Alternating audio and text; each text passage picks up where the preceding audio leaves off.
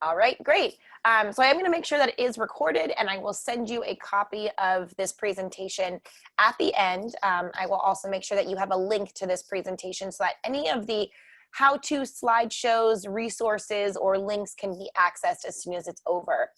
In addition, if you are somebody that does like to take notes during sessions, you can go ahead and click on the pen and paper icon in the upper right-hand corner of your screen. You can take notes alongside with me and get yet another copy of this presentation sent to your email or your drives that has all the active links and the PDFs of the slides along with the notes that you took while we went through this live session. Totally up to you. If you don't want to do it, no problem at all.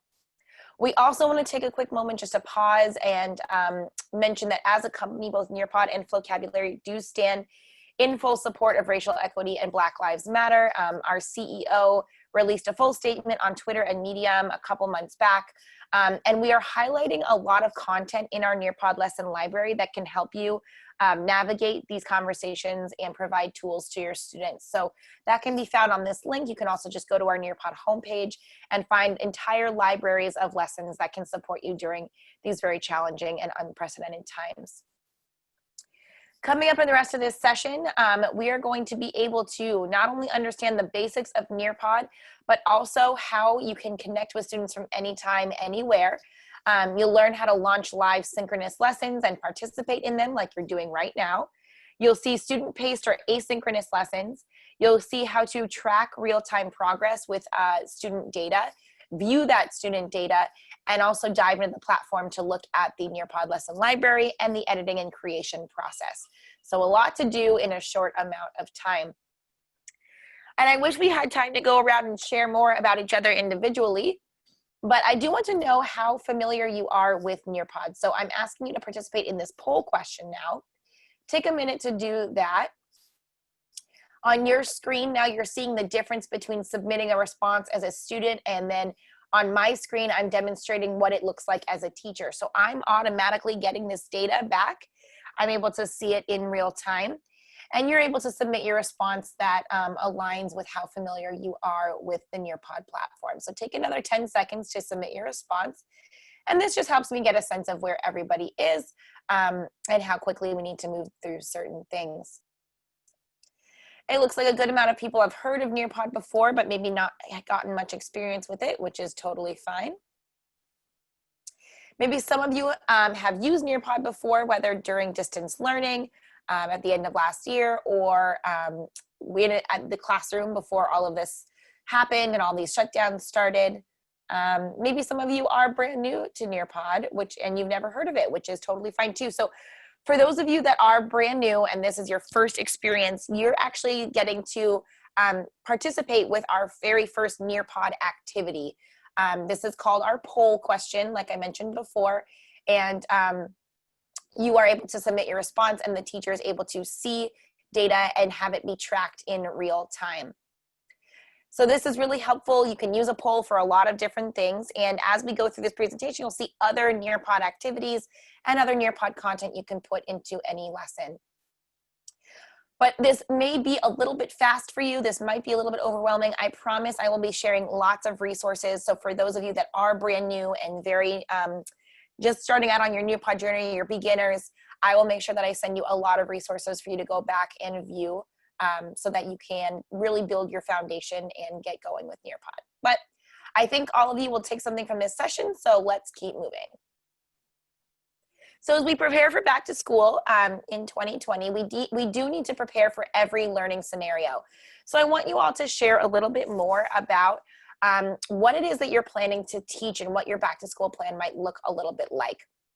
This is our Collaborate board. So now you're getting to participate in the second Nearpod activity. So I'm going to leave this up for just a minute and let you respond. You're going to submit your thoughts and responses in the bottom text bar of your screen. And so what role will you have this fall, and what are you actually planning to teach? Take a minute to go ahead and start submitting those responses right now.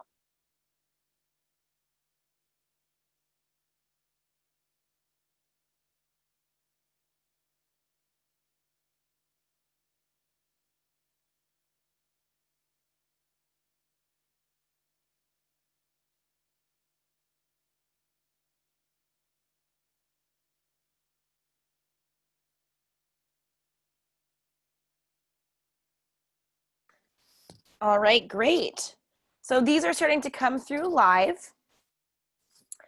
And it looks like we've got some ENL teachers, 5th grade, ELA and social studies, math, 3rd grade, general education, STEM cluster, cool, 3rd grade, ICT, 12 to 1-to-1 special ed, Spanish 7 and 8, kindergarten ICT. Some people don't know yet, totally understand that, maybe tech. PD with staff, great. AP elementary school, that's awesome. A lot of special education. We've got some assistant principals here, a couple paraprofessionals, wonderful. Multimedia cluster, 2nd grade ICT, just like me, Megan, love that. 1st grade ICT, 3rd grade ICT, great. So a really big mix of different subjects, different grades here, even some admins. The cool part is that you can use Nearpod for literally everything that's listed here. So we have content already ready to go that is standards aligned for New York and for both Common Core and just the regular New York standards for every subject, pre-K to 12th grade and even beyond that. We have all the core content areas, in addition, a lot of other content beyond that. You can use Nearpod for PD with your staff.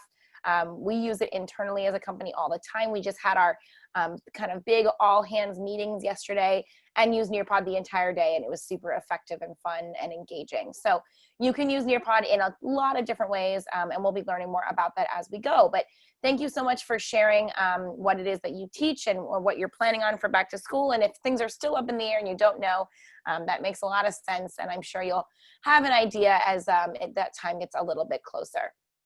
Just a couple of notes on the Collaborate board. So it does act like a virtual bulletin board. As you noticed, as you started to post, they went live like actual little sticky notes on a bulletin board. And a teacher always can control this. So you can control posts before they go live. You can organize these posts in different ways. You can share these posts with other teachers or with parents or admins if needed. It just is a really fun and engaging way to make students feel connected even when they're apart. So if you're not in the classroom, the Collaborate board is a great way to allow students to see what their peers have to say and even give little likes and hearts for anything that they agree with or that resonates with them, which is what I just modeled here with Amanda's post. You can also upload pictures too. So the next time a Collaborate board pops up, maybe try to, instead of uploading just images, do a combination of both, or just upload words and images with this little mountain and sun icon in the bottom. All right, let's keep going here. And we're going to do just a really brief high-level overview of everything that Nearpod can do. I saw in the chat box if someone asked if Nearpod is free. We do offer a free version of a Nearpod account. It just has a bit of limited storage and limited features and content that you can access, but all the functionality remains the same. So there is a free version, and then from there you can move up and get different forms of subscriptions. Right now there is a full premium subscription available for all of New York City teachers, and you can access that through the Teach Hub, and we have a specific nearpod.com/NYC landing page I'll be sharing at the end. So you can sign up for a full free premium account, which is available through the middle of August, but it is available for free. But let's learn a little bit more about what Nearpod is, what it can do, and all the versatility of the tool itself. So I'm going to pause this video on your device. I would like everybody to just turn your attention to my Zoom screen. I'll be playing this video right now. Introducing Nearpod, an award-winning student engagement platform that comes with thousands of ready-to-run interactive K-12 lessons. Nearpod is a platform that easily allows teachers to create, download, and teach interactive lessons across all student devices, including Chromebooks, iPads, iPhones, and Android devices. Teachers can easily upload their existing PowerPoints, PDFs, Google Slides, and Sways, and convert them into interactive Nearpod lessons by adding engaging activities like quizzes, polls, draw-its, open-ended questions, fill-in-the-blanks games, and 3D objects. With Nearpod VR, teachers can take their students on a virtual field trip anywhere in the world. Teachers launch a live lesson. Students enter a lesson code, and the lesson is synced to all student devices. Teachers can also launch student-paced lessons, which allow students to complete a lesson on their own time wherever they are. Teachers get real-time feedback on student understanding and can access post-lesson reports to assess individual and class performance. Nearpod also has a library of thousands of ready-to-run, standards-aligned K-12 lessons across all subjects from a curated list of trusted publishers. All lessons are editable and customizable to meet the needs of individual teachers and students. Nearpod is the most comprehensive student engagement platform that your students will love. All right, so that's a general overview of everything that Nearpod is, but to sum it up, really what it is a presentation tool and an engagement platform that can allow you to do multiple things. First and foremost, you can download any of the lessons that we have ready to go and just launch them with your students. And our content team works really hard to, again, make sure their standards aligned and they're rigorous. But you can take any of those lessons and also make edits or changes to them if they don't quite meet the needs of your students. So you can just launch them as is. You can make those edits and changes if you need to. And then finally, you can upload any resources that you have that you've been using in previous years or that you were planning to use in the fall. And you can put them all into this one place. So PDFs, links, anything that your students would need to access during any lesson can be uploaded into Nearpod, and it can kind of become a one-stop shop for them to participate in all different kinds of lessons. The goal of the platform is always to enable 100% student participation, and there's lots of different ways that we make sure that we can manage that, and that's built into the whole platform itself. You can launch both live and student-paced lessons. We'll be talking about that more at the end. Students join with the code or the link, just like you did today. But again, we'll be talking about that a little bit more in depth later on. When it comes to using Nearpod for virtual learning, you can do a lot of different things. So you can support what you were doing before closures by enhancing your existing resources.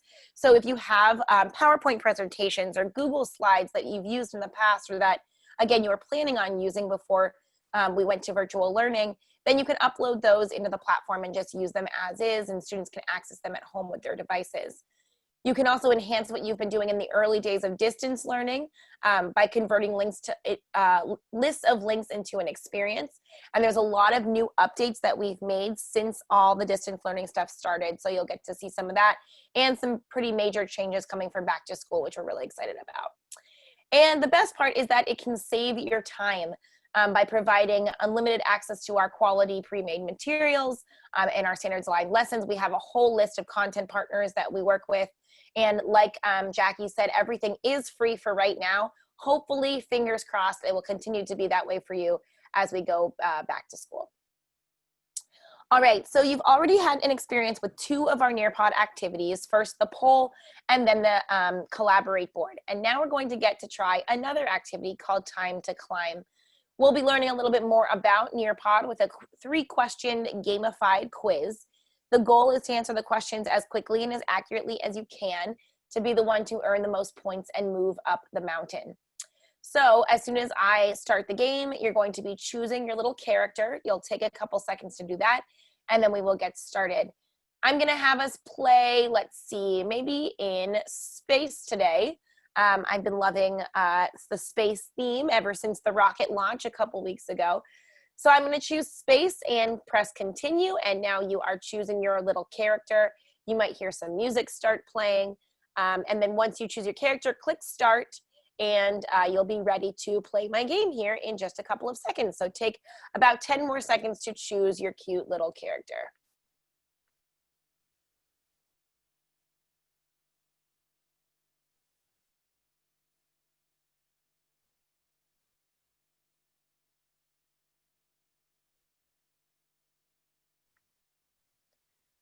All right. Going to get us started here in 3 more seconds. Last call to join in, 2, 1, and here we go. We're off and running.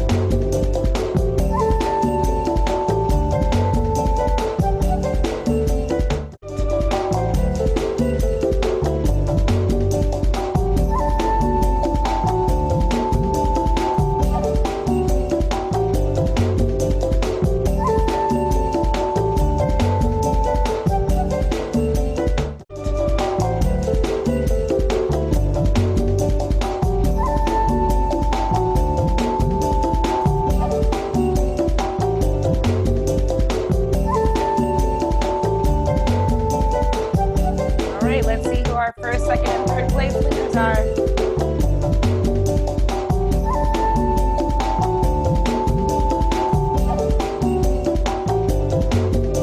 Woohoo! Congratulations. We've got our first, second, and third place winners there. Great job, everybody. So hopefully you had a little bit of fun with that. They were all true. And so you probably knew that from watching the video, or just from what you've already known about Nearpod in the past, or maybe you learned something new about what Nearpod can do. But yes, the time to climb is one of our most popular features. It's super fun. It's kind of like Kahoot, but I find it even more customizable and engaging. You can create any questions that you want. You can adjust all the time settings. You can add images as answers. And you can also use any of the time to climbs that have already been created in our platform as well. So it's been something that's been really popular, especially during distance learning. You can use it in both live and student-paced lessons. All of our activities work in both the synchronous and asynchronous formats. So let's keep going. So speaking of synchronous and asynchronous, we'll probably be looking at a flexible learning environment for all scenarios come the fall. And again, Nearpod can help meet the needs for all of those different things. So you can maintain that classroom connection regardless of your learning environment. So we're gonna go through this little slideshow and talk about this. In a traditional classroom, Nearpod can be used as a whole group instruction tool. You can do device link and sync. You can engage all learners, provide real-time feedback, and have data collection. You can also do mini learning groups, so you can do small group instruction, pre-teach, reteach, and enrichment activities.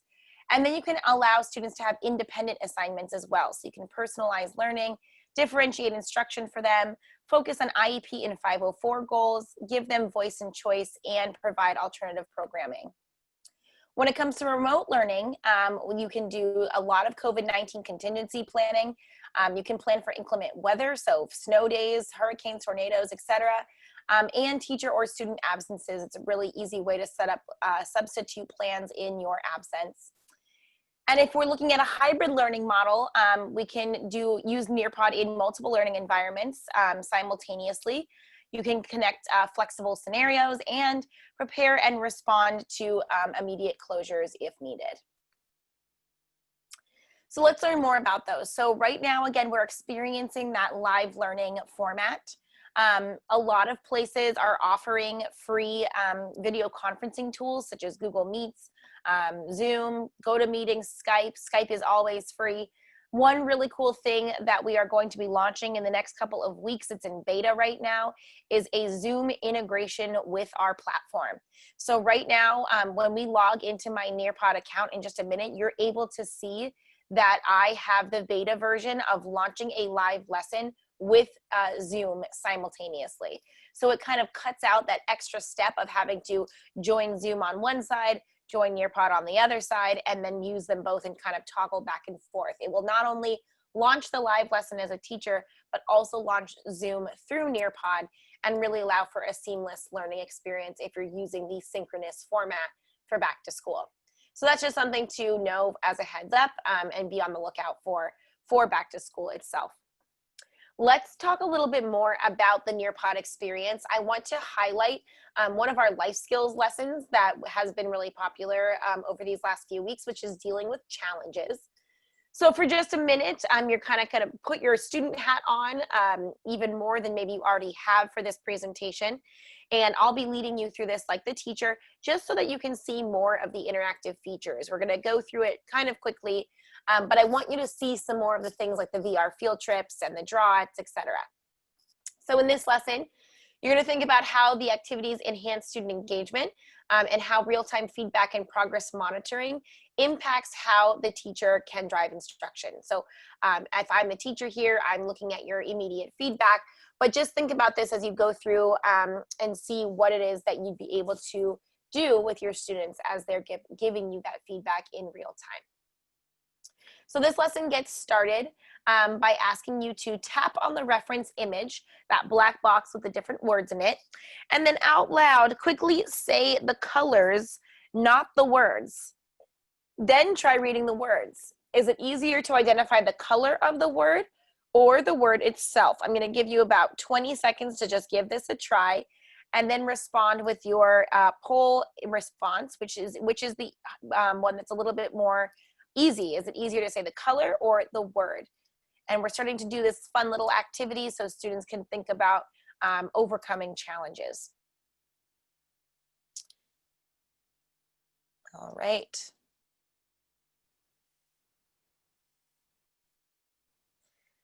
Interesting. So we're split almost evenly right now. Some people are saying the color and some people are saying the word. Fascinating.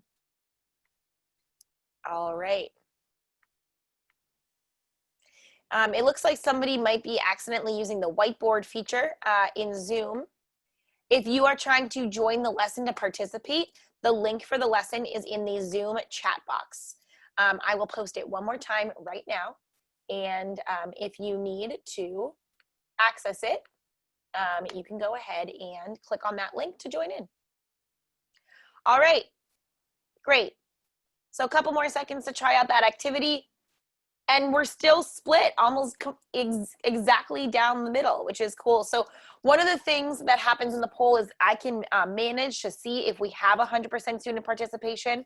Right now, we're still missing 15.7% of people. And I could actually scroll through and see whose answers we're missing in this live scenario.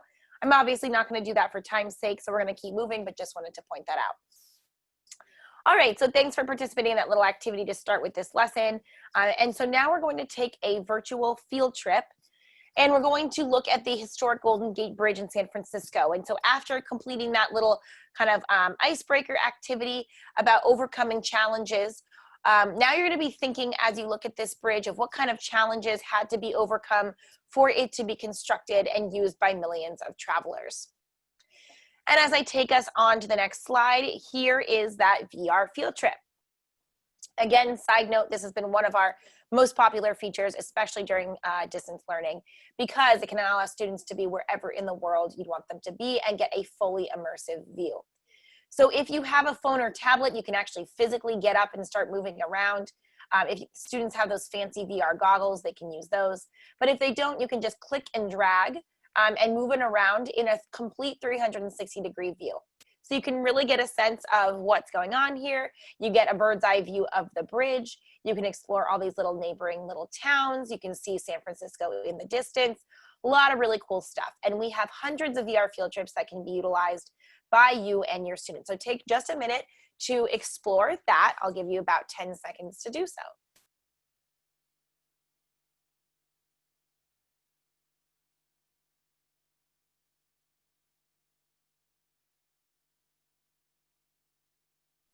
All right, great.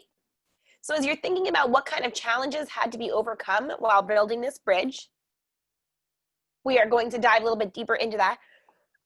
Excuse me, my allergies are going crazy this morning. And we're going to move on to the next activity. Excuse me. Okay, so overcoming challenges. We're thinking about that as a social emotional skill. Challenges in life and learning are difficult to overcome. You can use many strategies for encouraging your brain to stay in growth mode.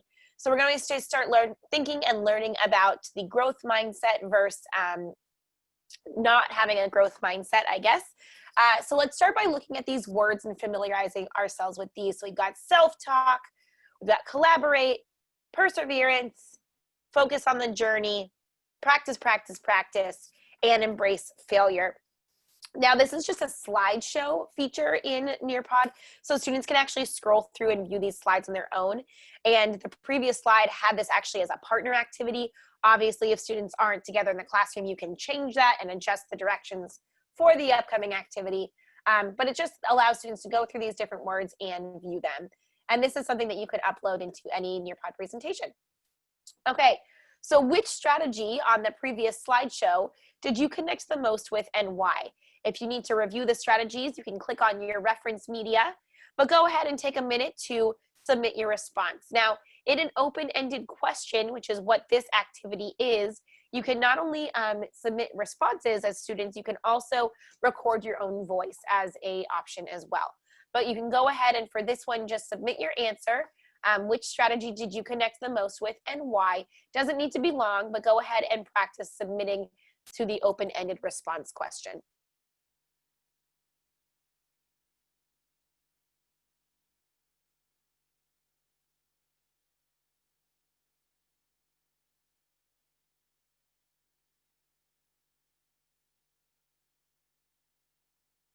Uh-oh, not exactly sure what happened here. Let me try to reshare my screen. Okay, there we go. All right, take another couple seconds. It looks like some people have started to submit their answers and I'm seeing them come through. Self-talk, because words can become your reality, absolutely. Perseverance, because you have a very difficult time giving up until you achieve success in a task. Great. It's really starting to segue into that idea of growth mindset. Focus on the journey. Practice, practice, practice. You teach mathematics, so the more that you practice, the better you get. Great. And you know what? It's funny. The same thing goes for Nearpod and learning the Nearpod platform. We always like to say that practice makes progress with understanding and learning Nearpod. So that's a great strategy as well that we can apply to this PD itself. Perseverance. You love the VR aspect. You're a visual learner. Awesome. Collaborate. The strategy. You can do this, so like not giving up. Great. Practice, practice, practice. Wonderful. Okay, so again, just as a side note for the open-ended question, as we're going through this lesson, you can also see participation is monitored with the percentage on the upper right-hand corner. I can also choose in a live lesson to share out certain responses that students submit with everybody's devices. So even if you are all in different places during a live lesson, you can push out student responses in a number of different activities so that students can get an up-close view of what their peers had to say. Maybe you ask this student to go on to their microphone and explain what it is that they did or what they submitted, or have a group discussion, etc. So just wanted to point that out too. Nice job with participating in this activity, everybody. We've got a 70% participation. I am going to keep us moving now just for time's sake, and we'll go into the next part of this lesson. So now you are going to practice a draw it, and you're going to interact with this activity. And the prompt is, how do you feel when faced with challenges? And this whole lesson is themed around using strategies to overcome those challenges, but let's talk about actually how you feel when faced with them. So you're given a background of a face, and you can actually use the drawing tools to start drawing the emotions on the face. You can also utilize the text box feature to label those emotions as well. So take just a couple seconds to play with those drawing tools at the bottom of your screen and start drawing the emotions of how you feel when faced with challenges.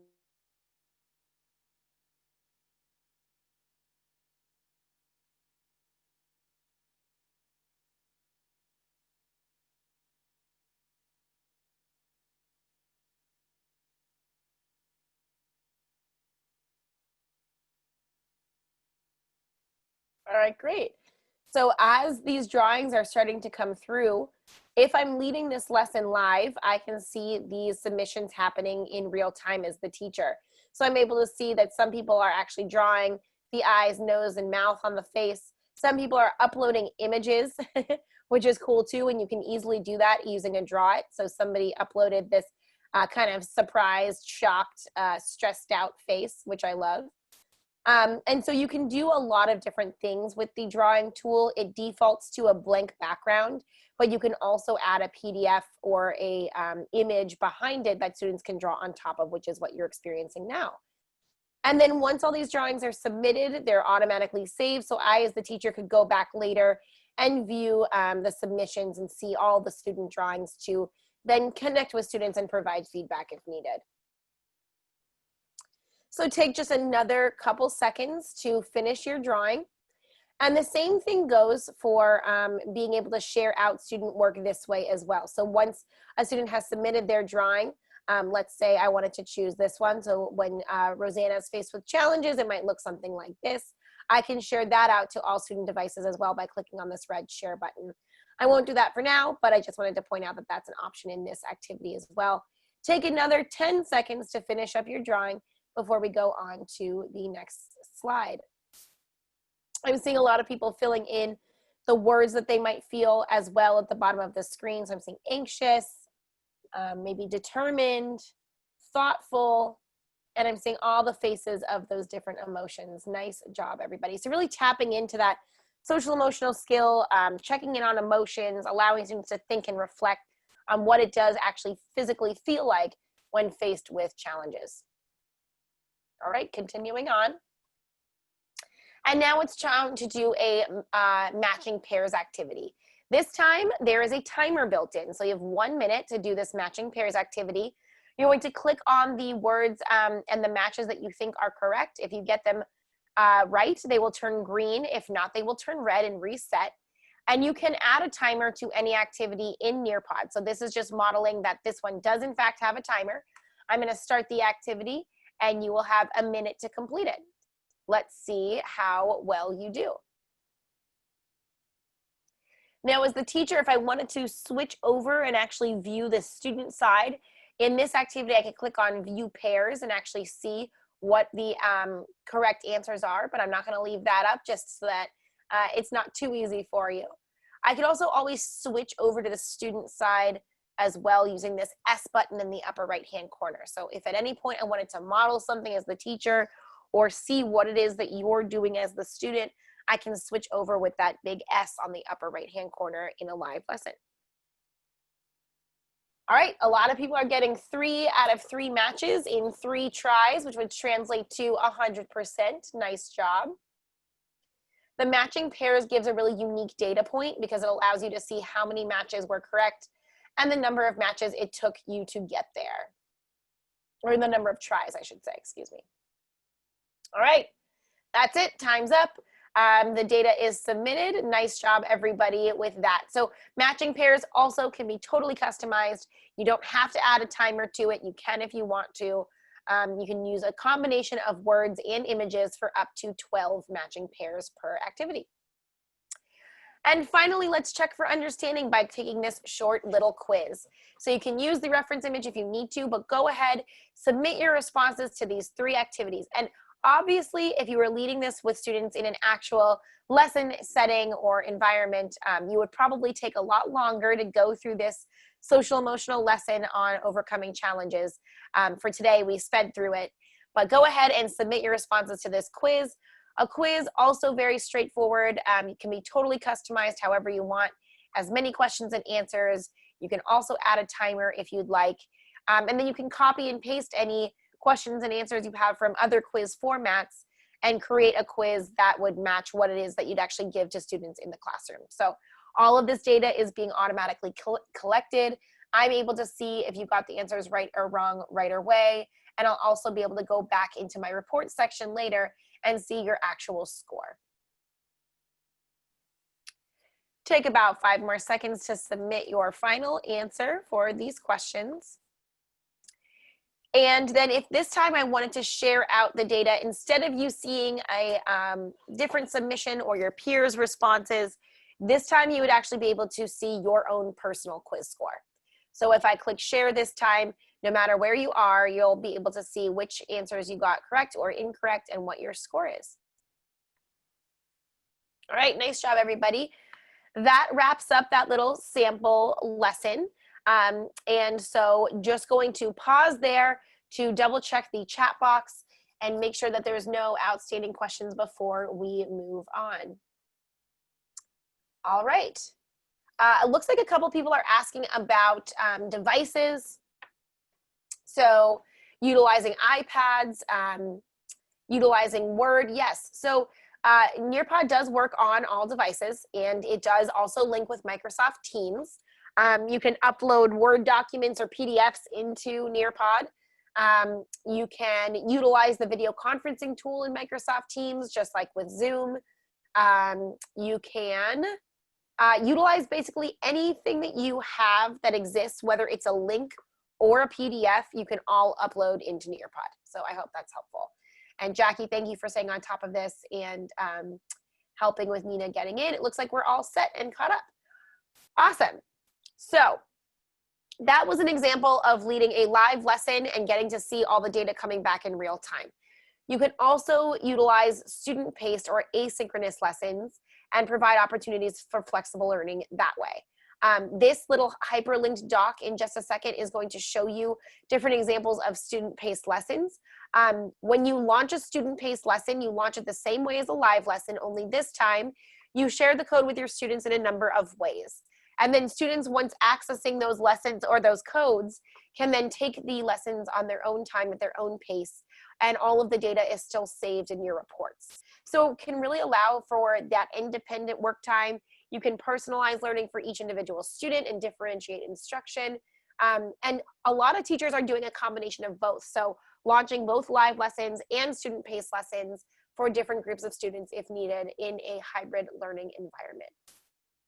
Take just a second to click on one of these student-paced lessons. It'll pop up in another tab, and you can start scrolling through and seeing what this would be like for a student to take on their own time at their own pace. So I'm going to give you about 10 seconds to choose one of these hyperlinked student-paced lessons in any of the subject areas that you're maybe most interested in, and then start scrolling through those slides just to see what that is like.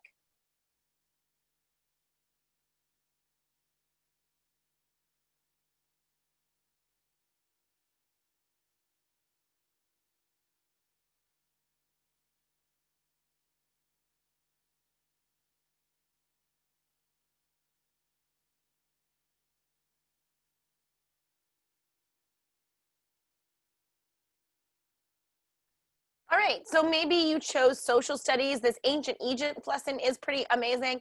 You can click on it. Let's see, why is it not working here? Uh-oh. Hey, Jess. Yep. People in the chat are saying that the links are not working. Yeah, I'm seeing that now. I just went to try to model it. I don't know why it's not linking correctly. So my apologies, everybody. It seems like this is broken. What happened here was this came directly from Google Slides. So when you're in Google Slides, you can hyperlink, and this is supposed to hyperlink to each one of these lessons, but it's possible that when this was transferred to my library, the links broke. We were having a bug with Google Slides recently, and I bet you that's what happened. So let me, when I send out this presentation again to you all, I'll make sure that these links are live and working. But for right now, don't worry too much about it. It was just so that you can model and see what it's like to go through a student-paced lesson at your own time. But sorry about that, everybody. I will make sure to fix it before it gets sent out to you. So just a couple other notes about student-paced lessons. You can now require student submissions so that a student can't go to the next activity without having submitted anything first. You can also adjust the number of days or the time that students have access to lessons. So right here it says there's 29 days remaining.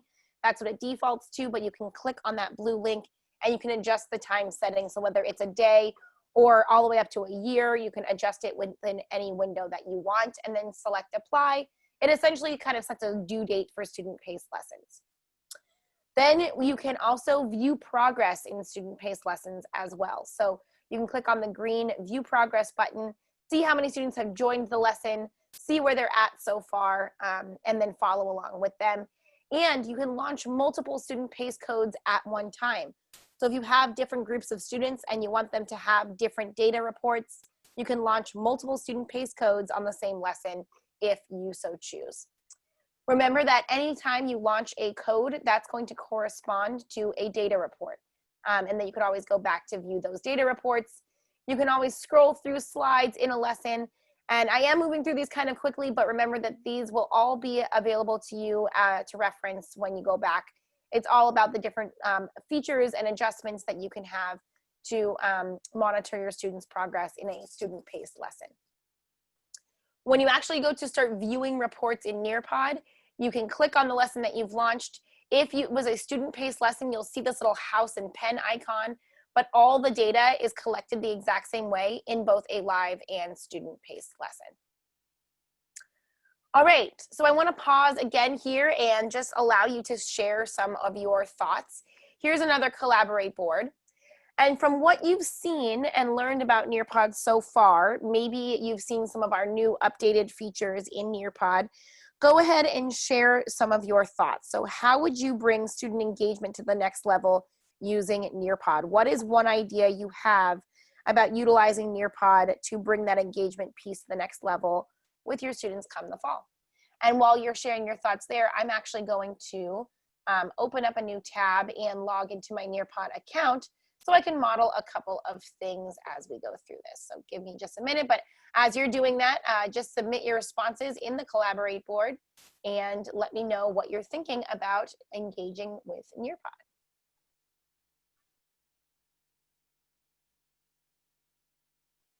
All right. So I'm seeing integrating Nearpod Live and remote settings for your students with a smiley face. Love it. Yeah, the VR field trips, those are great. Using this platform to involve students and receive real-time data, absolutely. All of that data being automatically graded and collected for you is a huge time saver and will make your life so much easier down the road. You can use it for do now, exit tickets, absolutely. The polls and message board, and being able to share out student responses, really make them feel connected and like they're in a learning environment altogether in a virtual format. For the games, hyperlinks, exit tickets, the more VR field trips, collecting data, absolutely. Guiding students and conducting research through multiple sources, absolutely.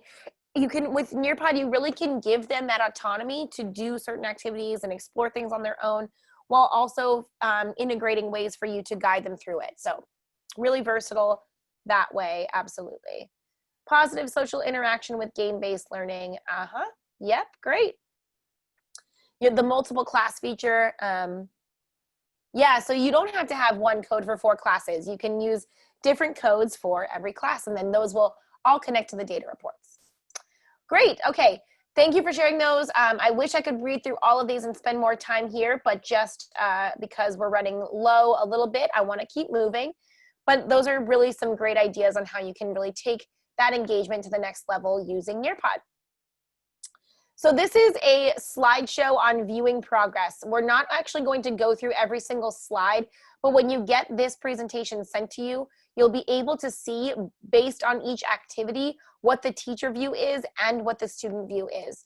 So you'll get to see what the teacher side looks like and what the data looks like as it's coming back in real time, and also what the students see. So you can go through each one of these to get that idea of what each side of the lesson looks like when you're leading it, both live and student-paced. But let's talk a little bit more about actually logging into the Nearpod platform. So if you've never created an account, you can create one through the Teach Hub right now, and you'll have free full access. Once you are logged in, you can use Google Single Sign-On, Microsoft 365, or your own email and password. One thing to remember is students never log into Nearpod. All they do is join lessons or click on assignments that you've created for them, but they never actually log in. There are no student accounts in Nearpod. This is a step-by-step instruction on how to log into the platform. At this point, a lot of the things in this presentation are just going to be for your reference later. We're not going to go over them in depth right now. This is a video on logging in that you can watch if you need it. Once you're logged into your Nearpod account, though, you are in what's called your library. And from there, you can launch all those lessons. You can navigate lots of different tools. We have a quick launch feature. We have a create feature. You can organize different folders. You can adjust your account settings using the profile icon, all different kinds of great things in your Nearpod account. Remembering that the house icon in the upper left-hand corner will always take you back home. So again, this will show you all the different parts of your Nearpod account. The library is where you can launch from. The reports is where you can view data, and teacher resources will always give you additional help. You also can have access to supplemental packages and curriculum. Again, right now you do have free full access. Hopefully that will continue into the future. This is a video on navigating the Nearpod lesson library. I'm not going to spend too much time there either, but just remember that when you search for different standards or filters in the Nearpod lesson library, it's good to do multiple searches to just find things that you're looking for, since we do have thousands of lessons in the library. In just a minute, I'll actually show that to you live. This is a PDF on all of the content partners we have. Feel free to view that on your own time as well. You can read through and see all the different organizations we partnered with and why. So there's a lot of info there if you're ever curious about the lessons and how our content team builds them. All that information is there for you as well. So this again is a step-by-step on searching in the Nearpod lesson library. I'm actually going to show this part to you live because I want you to see it in real time. But remember that these videos and how to slideshows are all built in for you. I'm going to leave this Collaborate board up for just a second. And if you want to follow along with me, you can. What I did was opened up a new tab and just logged into my Nearpod account. So my Nearpod account looks like this. And when you're in your Nearpod account, you can do multiple things. You can search the Nearpod library. Once you do that and you save lessons to your library, you can organize them into all these different folders. You can create new lessons in Nearpod or in Google Slides. You can utilize this little plus button in the upper right-hand corner to do the same thing. So lessons in Nearpod, lessons in Google Slides, or creating folders.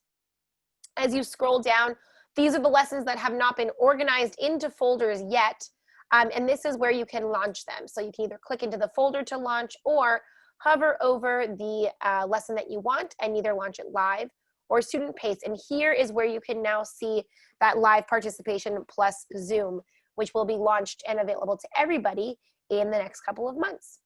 And we've gone over how to launch lessons both live and student paced.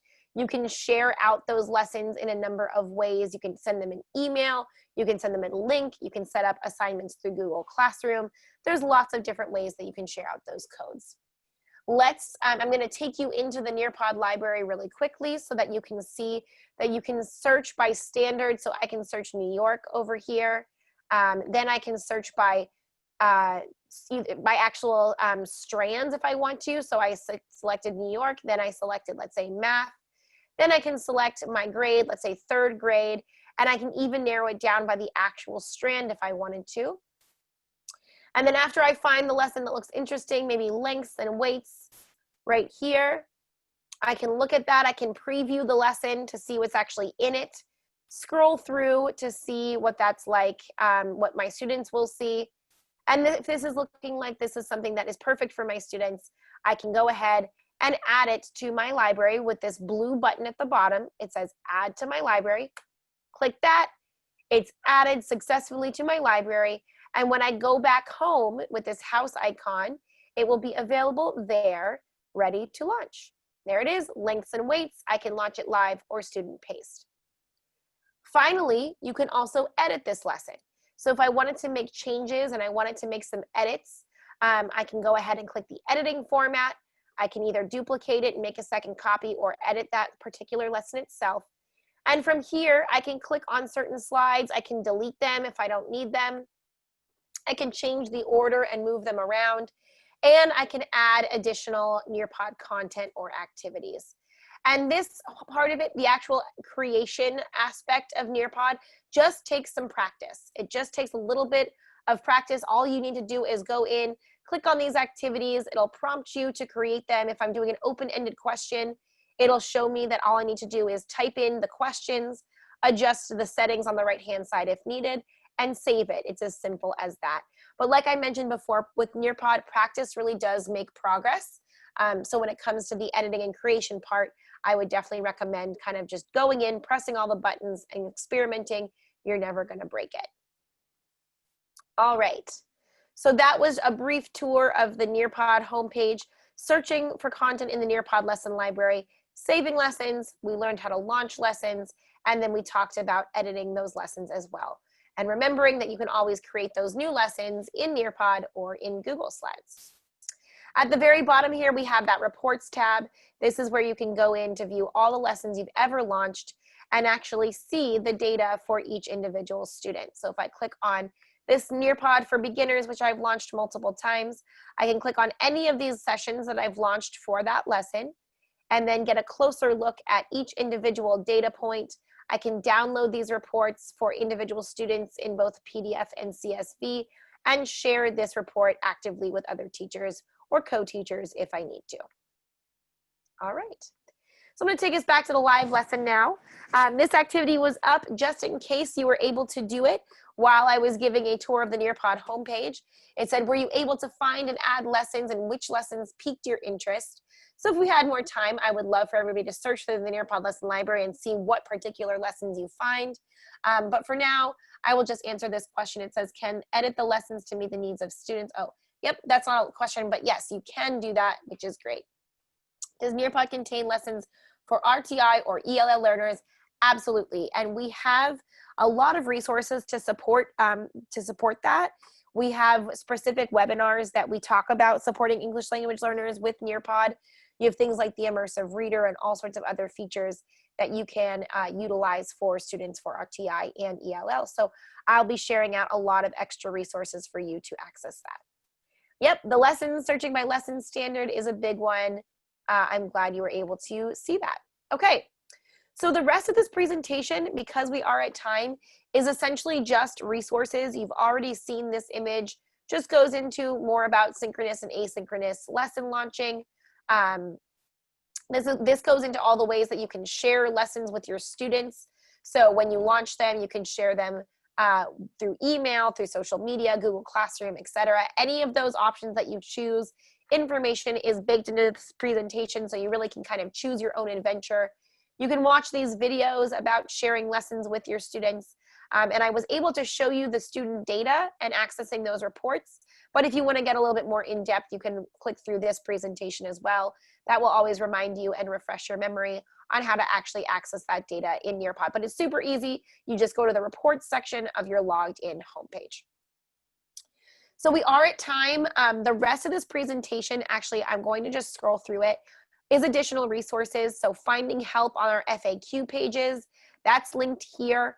I'm going to, in the chat box, share the New York City landing page, which is, let me show you. It's just www.nearpod.com/NYC, which I've just linked in the chat. And so you can get your account set up there. You can also access a lot of New York specific resources, webinars, all sorts of things, a deeper dive into Google, etc. And what else do I have for you here? I have a link to more resources. We have a great distance learning landing page. This is where we're offering all of our public webinars. This one was exclusive for you all, but we have a lot of public webinars we're offering. If you're interested in learning about ELLs or early childhood students or culturally responsive teaching or using Nearpod with Microsoft Teams, we have webinars on all of those things through this landing page.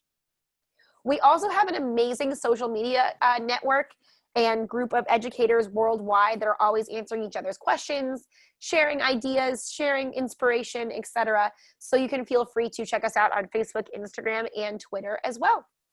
Just remember that you can take time to explore the platform, build your lessons, edit your lessons, and take time to just breathe, to practice, to communicate, and to learn. Always remember that with Nearpod, practice makes progress. So again, that was a lot of information in a short period of time. You all did great following along with me.